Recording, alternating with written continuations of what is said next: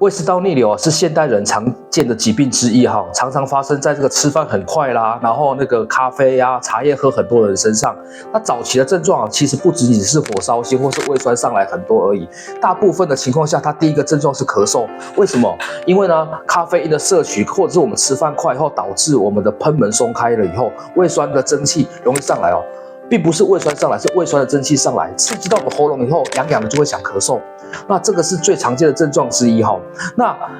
平常我们建议病人一定要在治疗的过程中，一定要停止摄取咖啡因的东西，含有咖啡因的东西，例如茶叶啦、咖啡啦、巧克力、可乐，这四大类是日常生活中含有咖啡因最多的食物，尤其是可乐，它都会有蒸汽，然后还有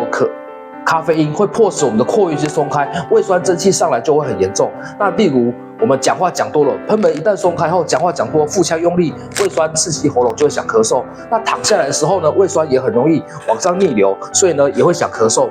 所以呢，这个症状的时候，治疗这个疾病一定要停止摄取任何含有咖啡因的食物。第二个呢，吃饭要吃慢一点，不要吃太饱，这样子是一个保养身体的好方法。那另外，这个疾病很难做自我控制，把它治好。通常如果有在服用药物的情况下，2到4周的时候就有一个很好的治疗状况。